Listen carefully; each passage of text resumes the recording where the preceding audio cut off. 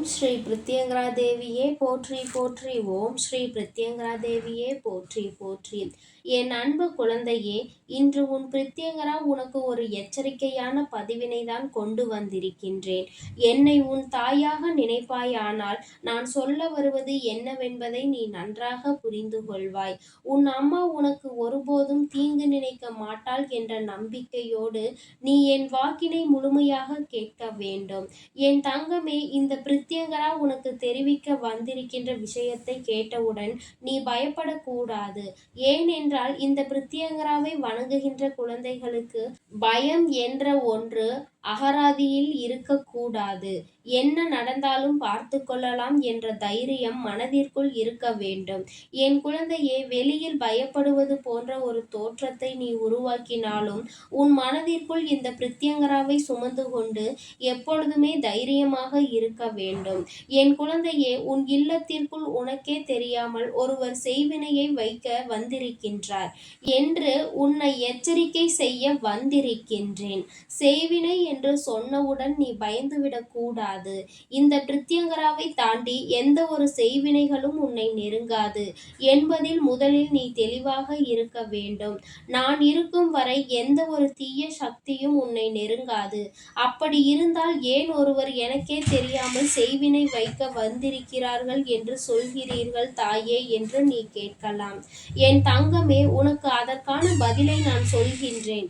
என் குழந்தையே, அவர் செய்வினை செய்கிறார் என்பது உன்னுடைய குடும்பத்தை அழிப்பதற்கான குறிக்கோளை வைத்திருக்கிறார்கள்.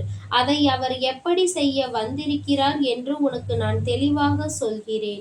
என் தங்கமே, உன்னுடைய குடும்பத்திற்கு மிகவும் நெருக்கமான ஒருவர்தான். என் தங்கமே, எப்பொழுதுமே உன்னிடத்தில் உன் இல்லத்தில் நடக்கின்ற விஷயங்களை பற்றி தெரிந்து கொள்வதில் மிகவும் ஆவலாக இருந்து கொண்டிருப்பவர். நீ எப்பொழுதுமே உன் மனதில் இருக்கின்ற விஷயங்களை அவரிடம் சொன்னால் பாரம் குறைந்துவிடும் என்று நினைத்து எல்லாவற்றையுமே பகிர்ந்து கொண்டிருக்கின்றாய்.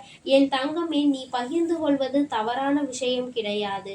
ஆனால் உனக்கு ஆறுதல் தேடுவதற்கான சரியான நபர் அவர் கிடையாது என்பதை தான் அம்மா உனக்கு தெரிவிக்க வந்தேன்.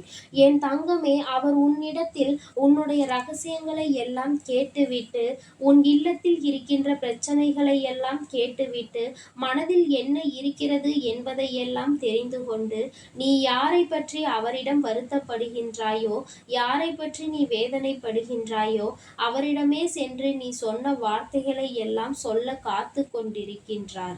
என் தங்கமே, இது உன் வாழ்க்கையில் என்ன விளைவுகளை ஏற்படுத்தும் என்பதை நீ சற்று புரிந்து கொள்ள வேண்டும். குடும்பம் குடும்பமாக இருக்காது. ஒருவர் பேசுகின்ற விஷயம் மற்றவர்களுக்கு தெரியுமானால் நிச்சயமாக பிரச்சனைகள் அதிகரித்துவிடும். உன் குடும்பம் இரண்டாக பிரிந்துவிடும். என் தங்கமே, இதற்காக தான் அவர்கள் சூழ்ச்சி செய்து வெகு நாட்களாக காத்து கொண்டிருக்கிறார்கள். உன் குடும்பத்தை பிரிக்க முயற்சிகளை அவர்கள் செய்து கொண்டிருக்கிறார்கள்.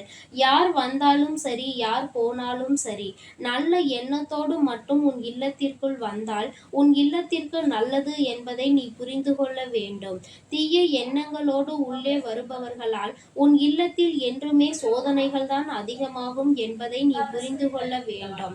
என் பிள்ளையே, உன் பிரித்யங்கரா இன்று உனக்கு இந்த எச்சரிக்கையினை தருவதற்கு ஒரு காரணம் இருக்கிறது.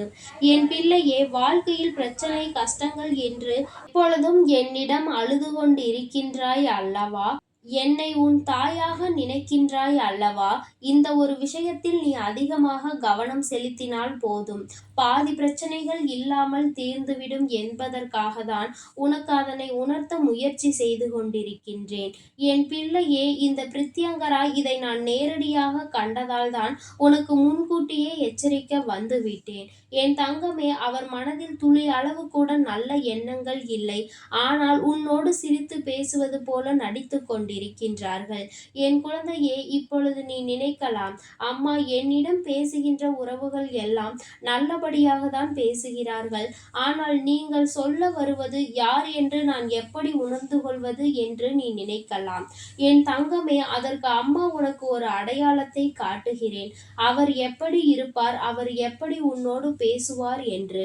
என் குழந்தையே, எப்பொழுதுமே உன்னை பார்க்கும் பொழுது உன்னுடைய கஷ்டங்களை பற்றி மட்டுமே கேட்டுக்கொண்டிருப்பார். இருப்பார்.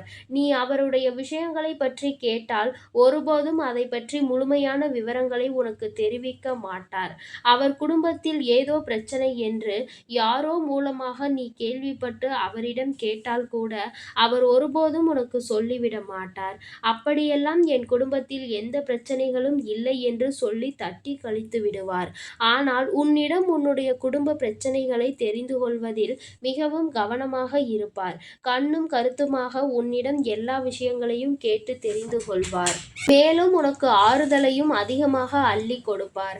என் தங்கமே, நீ இதிலிருந்து புரிந்து கொள்ள வேண்டிய விஷயம் ஒன்று முக்கியமாக இருக்கிறது. அது என்ன தெரியுமா?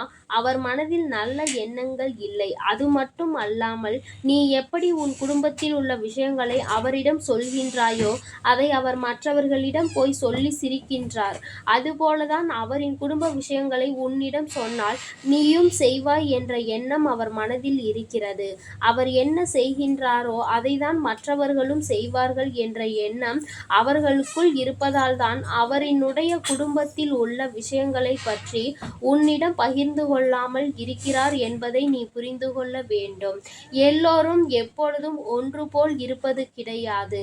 அதனை புரிந்து கொண்டு நீ நடந்து கொள்ள வேண்டும். என் தங்கமே, செய்வினைகளை அவர் செய்ய நினைப்பது குடும்பத்தில் கலகத்தை மூட்டி தேவையில்லாத பிரச்சனைகளை உருவாக்கி பார்ப்பதுதான். நீ அழுது கொண்டிருப்பதை பார்ப்பதற்கு அவருக்கு அத்தனை சந்தோஷமாக இருக்கிறது. உன் குடும்பத்தை பிரித்து வைப்பது அவருடைய முக்கிய நோக்கமாக இருக்கின்றது. என் தங்கமே, இது போன்ற செயல்களுக்கு நீ ஒருபோதும் இடம் கொடுக்காதே. யார் உன்னுடைய குடும்ப விஷயங்களை பற்றி கேட்டாலும் ஒருபோதும் நீ அவர்களிடம் பகிர்ந்து கொள்ள முன் வராதே. எதையாவது ஒன்றை சொல்லி சமாளித்து அவர்களை கடந்து சென்றுவிடு. இந்த பிரித்யங்கராவின் மீது நம்பிக்கை இருக்கும் பட்சத்தில் நிச்சயமாக இனி ஒருபோதும் எந்த செய்வினைகளும் உன்னை நிச்சயமாக நெருங்காது. உனக்கு செய்வினைகளை செய்ய நினைப்பவர்களும் உன்னை நெருங்க மாட்டார்கள். அவர்களை துவம்சம் செய்வது முதலில் இந்த பிரித்யங்கரா நானாகத்தான் இருப்பேன் என்பதை நீ நினைவில் வைத்துக்கொள். என்னுடைய அன்பு பிள்ளைக்கு இந்த பிரித்யங்கராவினுடைய அன்பும் அருளும் எப்பொழுதும் முழுமையாக இருந்து கொண்டே இருக்கும். என் தங்கமே, அதனால் நீ எதற்காகவும் கலங்காதே, எதை நினைத்தும் வருந்தாதே.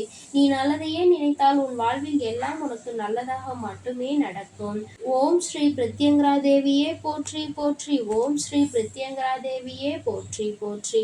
ஓம் ஸ்ரீ பிரித்யங்கரா தேவியே போற்றி போற்றி. ஓம் ஸ்ரீ பிரித்யங்கரா தேவியே போற்றி போற்றி.